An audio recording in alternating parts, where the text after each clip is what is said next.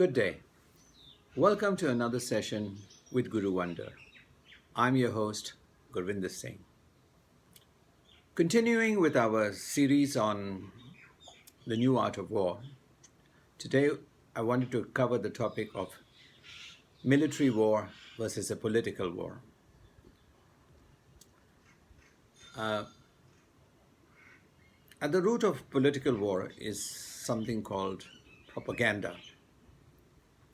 Propaganda is the shaping of our perception and hence our reality using the media as an integral weapon of war. How does this work? One of the goals of propaganda is to demoralize the opponent and their supporters so that they withdraw support to their own political and military leadership. As of now, as of this moment, we are all captivated by the ongoing conflict in Ukraine. And I'm reminded of another great political war, propaganda success that the Vietnamese employed against the Americans. So in 1968, and the beginning of 1968, the North Vietnamese and the Viet Cong, who were fighting the South Vietnamese and the American supporters, launched what is now famously known as the Tet Offensive. Normally during the Lunar Festival, which is called Tet, all fighting, there's a lull in fighting and everybody goes home to celebrate and then they resume their fighting. So everything was at a low level. And what the Vietnamese, North Vietnamese and Viet Cong had done was they had infiltrated into 100 cities across South Vietnam, and they early hours in the morning they launched an offensive. It was brutal. And it was all captured on television.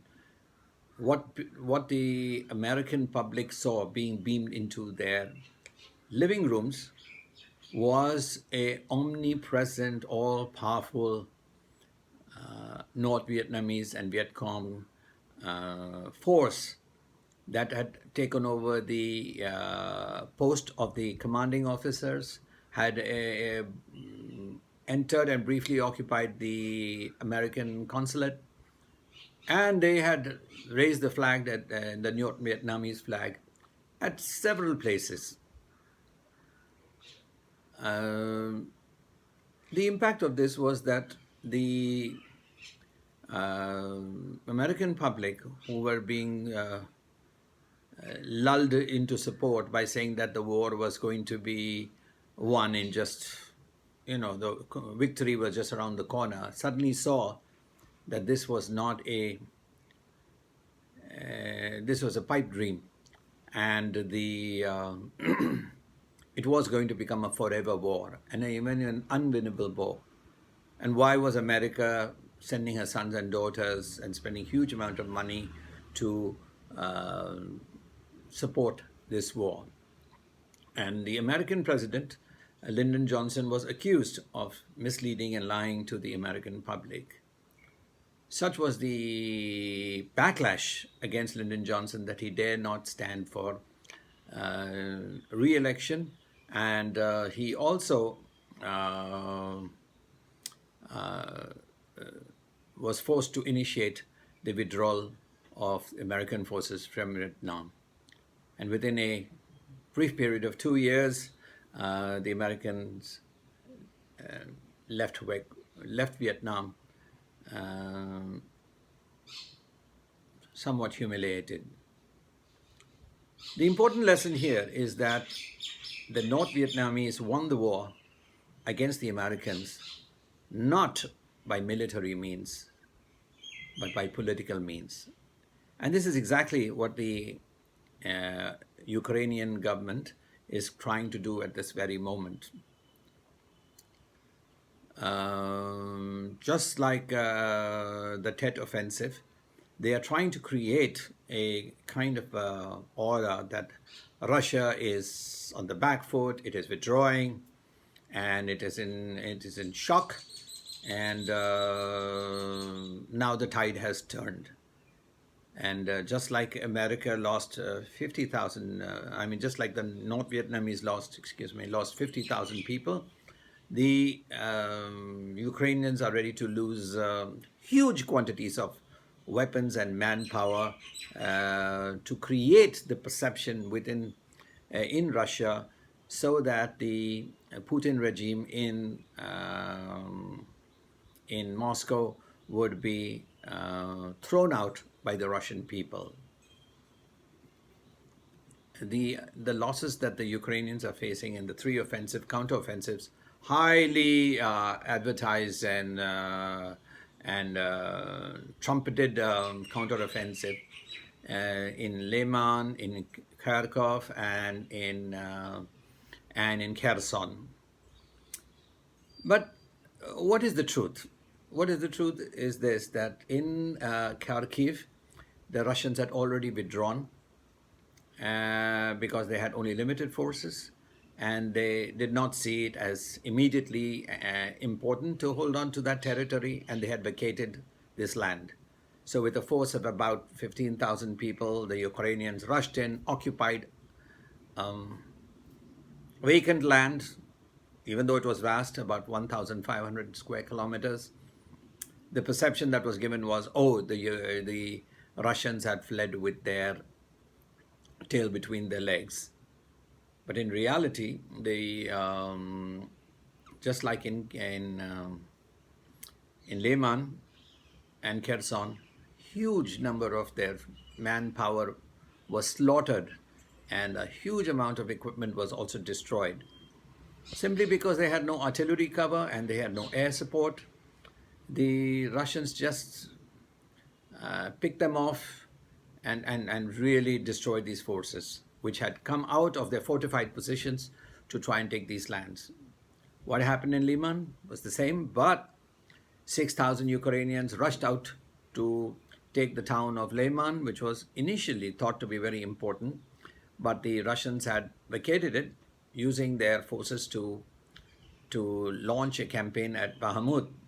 And Bakhmut is the linchpin to the Donbass area, and once that falls, the whole of Donbass would be completely in Russian control. So 6,000 men with lots of equipment taking on 500 men in this lightly garrisoned town of Liman. Again, tom-tommed as something, a great achievement. What did the Russians lose? 100 men and some limited equipment. But the losses of the Ukrainians were horrendous. Similarly, the Ukrainian forces pressed 25,000 people in the Kherson area, again losing huge amount of equipment and manpower to occupy small slivers of land, not really anything significant or very important. The real battle is in Donbass, where 25,000 Ukrainians have been pressed to defend Bakhmut against the Russians. But nobody talks about that. So NATO needs, and the West, collective West, needs these victories to continue to get support from their publics and their government and their administration to send more money and equipment to Ukraine, and where the men and the equipment would just be demolished. Just like one sunny day does not represent a summer, nor does a temporary tactical advantage, represent a strategic victory. We have to remember the Russians are very good chess players. They are drawing out the Ukrainians, destroying their military, destroying the capacity and morale to fight, and sacrificing some pawns to gain some strategic and more important pieces.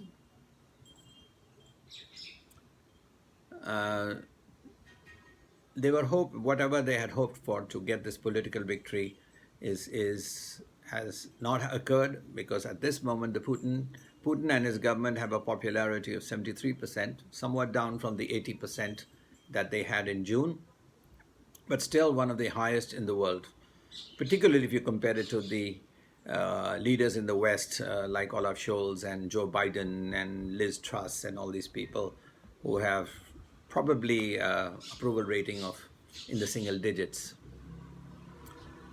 Sure, Ukraine is winning territory, and while it is totaling media eyeballs, Russia is totaling kills by systematically degrading Ukraine's military strength and capabilities at a very low cost to themselves. The propaganda efforts have not been able to achieve their stated objectives. Just blindly copying a strategy from another time at another place is not always a good idea. But what can the collective West and Ukraine do? They are running out of people, they are running out of equipment, and they are running out of choices. So this was a desperate last throw kind of a choice, or a second last throw choice, to try and, if not win the war militarily, to win it politically. So bad is the manpower situation, fighting manpower situation in Ukraine, that they are now seriously moving ahead to conscript women and elderly. And it'll be a tragedy, because they too will be sent forward to be slaughtered, and God knows for what, to what end. We have to remember that all conflicts must come to an end after some talks and some mutually agreeable terms, no matter how distasteful it may be. I think the first job of a leader is to conserve and preserve his country and protect his people, and whatever choices have already been made in the past, I think Ukraine needs to come to terms with that. Ukraine has already lost 20% of its best and prime land. It has lost about 7 million of its young, qualified, and talented people who have fled from Ukraine, emigrated out. They have lost about 360,000 people, which is 60,000 dead and about 280,000 wounded, and it's losing more by the day. Ukrainian leadership had actually wanted to settle this conflict and had virtually reached an advanced stage of settlement in Istanbul in April. But suddenly the American and British governments, who were the prime backers of the Zelensky government, sent off Boris Johnson to Kiev and told Zelensky that he must not settle, he must not discuss, leave alone settle any kind of peace with the Russians. But tragically, it looks like the Ukraine's refusal to talk may result in the end of the Ukrainian nation as we know it. And that'll be again, a great tragedy. This begs the question, why are the Ukrainians being sacrificed by their backers? And what are the motives of this war?